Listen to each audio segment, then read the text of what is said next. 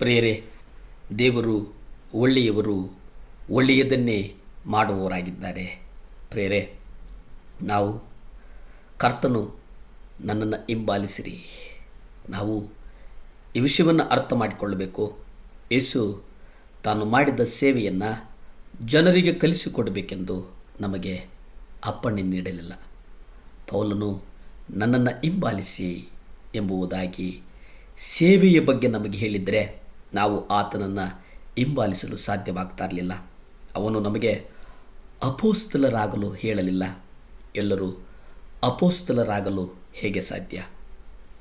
ಎಲ್ಲರೂ ಪೌಲನಂತೆ ಪ್ರವಾದಿಗಳು, ಸುವಾರ್ಥ ಬೋಧಕರಾಗಲು ಹೇಗೆ ಸಾಧ್ಯ? ಅವನು ನನ್ನ ಜೀವಿತವನ್ನು ಅನುಸರಿಸಿ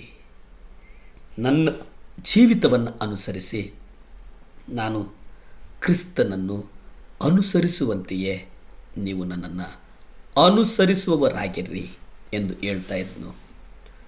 ಅಪೊಸ್ತಲ ಪೌಲನೇ ಆದರೂ ಎಲ್ಲ ರೋಗಿಗಳನ್ನು ಗುಣಪಡಿಸುವ, ನೀರಿನ ಮೇಲೆ ನಡೆಯುವ ಅಥವಾ 5 ರೊಟ್ಟಿಗಳಿಂದ 5,000 ಜನರಿಗೆ ಆಹಾರವನ್ನು ನೀಡುವ ಕ್ರಿಸ್ತನ ಸೇವೆಯನ್ನು ಅನುಸರಿಸಲು ಸಾಧ್ಯವಾಗಿರಲಿಲ್ಲ.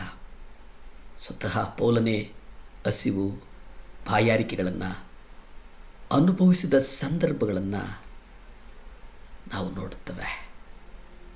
ಕೊರತೆಯಲ್ಲಿದ್ದಂಥ ಸಂದರ್ಭಗಳನ್ನು ನಾವು ನೋಡುತ್ತೇವೆ. ಚಳಿಯಲ್ಲಿ ನಡುಗುತ್ತಾ ಕಂಬಳಿಯನ್ನು ತರುವಂತೆ ತಿಮೋತಿಯನ್ನು ಕೇಳಿಕೊಂಡಂಥ ಸಂದರ್ಭಗಳನ್ನು ನಾವು ಸತ್ಯವೇದದಲ್ಲಿ ನಾವು ನೋಡ್ತೇವೆ. ಆದಿಯಲ್ಲಿ ಕ್ರೈಸ್ತರು ಅನೇಕ ರೀತಿಯ ಹಿಂಸೆಗೆ ಒಳಗಾದರು. ಅವರು ಸಿಂಹಗಳ ಗವಿಗೆ ಹಾಕಲ್ಪಟ್ಟಾಗ ಅವರಿಗೆ ರಕ್ಷಣೆ ಸಿಗಲಿಲ್ಲ. ಆದಾಗ್ಯೂ ಶಿಲುಬೆಗೆ ಏರಿಸಲ್ಪಟ್ಟ ರಕ್ಷಣೆಯನ್ನು ನಿರಾಕರಿಸಿದ ಯೇಸುವನ್ನು ಅವರು ಹಿಂಬಾಲಿಸಿದರು. ನಾವು ಅನುಸರಿಸಬೇಕಾದದ್ದು ಕ್ರಿಸ್ತನ ಜೀವಿತವಾಗಿದೆ. ನಾವು ಯೇಸುವನ್ನು, ಆತನ ಸೇವೆಯನ್ನು ಅನುಸರಿಸಲು ಸಾಧ್ಯವಿಲ್ಲ. 2 ಕೊರಿಂಥ 11ನೇ ಅಧ್ಯಾಯ 27ರಲ್ಲಿ ನಾವು ನೋಡ್ತೇವೆ. ಪ್ರಯಾಸ, ಪರಿಶ್ರಮಗಳಿಂದ ಅನೇಕ ಸಾರಿ ನಿದ್ದೆಗೆಟ್ಟು, ಹಸಿವೆ, ಬಾಯಾರಿಕೆಗಳನ್ನು ಅನುಭವಿಸಿ, ಅನೇಕ ಸಾರಿ ಉಪವಾಸವಾಗಿಯೂ ಚಳಿಯಲ್ಲಿಯೂ ವಸ್ತ್ರವಿಲ್ಲದೆಯೂ ಇದ್ದು ಆತನನ್ನು ಸೇವಿಸಿದ್ದೇನೆ.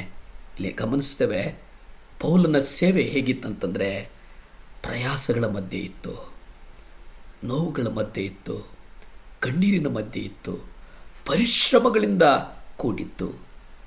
ಅನೇಕ ಸಾರಿ ಅವನು ನಿದ್ದೆಗೆಟ್ಟ, ಹಸಿವಿನಿಂದ, ಬಾಯಾರಿಕೆಗಳಿಂದ ಅವನು ಅನುಭವಿಸಿದ.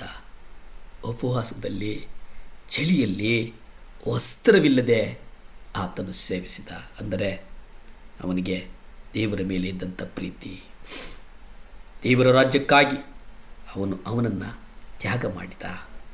ಆ ಕಾರಣಕ್ಕೆ 13 ಪತ್ರಿಕೆಗಳನ್ನು ಬರೀತಾನೆ. ಲೋಕದ ಜನರು ಪಾಪಗಳಿಗಾಗಿ ಪ್ರಾಣವನ್ನು ಅರ್ಪಿಸುವುದು ಯೇಸುವಿನ ಸೇವೆಯ ಒಂದು ಅಂಶವಾಗಿತ್ತು. ನಾವು ಸಹ ಯಾವುದೇ ರೀತಿ ಆ ಸೇವೆಯನ್ನು ಅನುಕರಿಸಲು ಸಾಧ್ಯವಿದೆಯೇ? ಅದು ಅಸಾಧ್ಯವಾಗಿದೆ. ಆದ್ದರಿಂದ ನಾವು ಅನುಕರಣೆ ಮಾಡುವಂಥದ್ದು ಆತನ ಜೀವಿತವಾಗಿದೆ. ನಾವು ಯೇಸುವಿನ ಜೀವಿತ ಮತ್ತು ಆತನ ಸೇವೆ ಇವೆರಡರ ನಡುವಿನ ವ್ಯತ್ಯಾಸವನ್ನು ಗುರುತಿಸಬೇಕು. ಒಂದೇ ವಾಕ್ಯದಲ್ಲಿ ಯೇಸುವು ಹೇಳಬೇಕೆಂದರೆ ನಾವು ತಂದೆಯ ಚಿತ್ತವನ್ನು ನನ್ನ ಜೀವಿತ ಹಾಗೂ ಸೇವೆಯಲ್ಲಿ ನೆರವೇರಿಸಿದನು ಎಂಬುದಾಗಿ ಹೇಳಬಹುದು. ನಾವು ಸಹ ನಮ್ಮ ಜೀವಿತವನ್ನು ಕಾದುಕೊಳ್ಳಬೇಕಾಗಿದೆ. ನಾವು ಯೇಸುವಿನ ಮಾದರಿಯನ್ನು ನಿಖರವಾಗಿ ಅನುಸರಿಸಬೇಕಾಗಿದೆ. ನಿಮಗೆ ನಿಜವಾಗಿ ಹೇಳ್ತೇನೆ, ನನ್ನನ್ನು ನಂಬುವವನು ನಾನು ಮಾಡುವ ಕ್ರಿಯೆಗಳನ್ನು ಸಹ ಮಾಡುವನು, ಇವುಗಳಿಂದ ಮಹತ್ತಾದ ಕ್ರಿಯೆಗಳನ್ನು ಅವನು ಮಾಡುವನು. ಯಾಕೆಂದರೆ ನಾನು ನನ್ನ ತಂದೆಯ ಬಳಿಗೆ ಹೋಗ್ತೇನೆ ಹಾಗೂ ಪವಿತ್ರಾತ್ಮನನ್ನು ಕಳಿಸಲು ತಂದೆಯ ಬಳಿ ಕೇಳಿಕೊಳ್ತೇನೆ. ಪ್ರಾರ್ಥನೆ ಮಾಡಿಕೊಳ್ಳೋಣ. ಭೂಮಿ ಆಕಾಶಗಳನ್ನು ಉಂಟು ಮಾಡಿದಂಥ ಸರ್ವಶಕ್ತನಾದಂಥ ದೇವರ ಸ್ತೋತ್ರನಪ್ಪ. ಈ ಮುಂಜಾನೆಯ ಸಮಯದಲ್ಲಿ ದೇವರ ಯಾರ್ಯಾರು 7 ಲ್ಯಾಪ್ ಚಾನಲ್ ನೋಡ್ತಾ ಇದ್ದಾರೋ, ಯಾರ್ಯಾರು ಖಿನ್ನತೆಯಲ್ಲಿದ್ದಾರೋ, ಯಾರ್ಯಾರು ನೋವಿನಲ್ಲಿದ್ದಾರೋ, ಯಾರ್ಯಾರು ಕಣ್ಣೀರಿನಲ್ಲಿದ್ದಾರೋ ಅವರೆಲ್ಲರನ್ನು ನಿಮ್ಮ ಕಾರ್ಯಗಳಿಗೆ ಒಪ್ಪಿಸ್ತೇನೆ ಸ್ವಾಮಿ. ಅವೆಲ್ಲವೂ ಬದಲಾಗಲಿ ಯೇಸುವಿನ ನಾಮದಲ್ಲಿ. ಸ್ತುತಿ ಘನ ಮಾನ ಮಹಿಮೆ ನಿಮ್ಮೊಬ್ಬರಿಗೇ ಸಲ್ಲಿ ತಂದೆ. ಆಮೇನ್. ಹಲ್ಲೆಲೂಯ್ಯ, ಹಲ್ಲೇಲೂಯ್ಯ.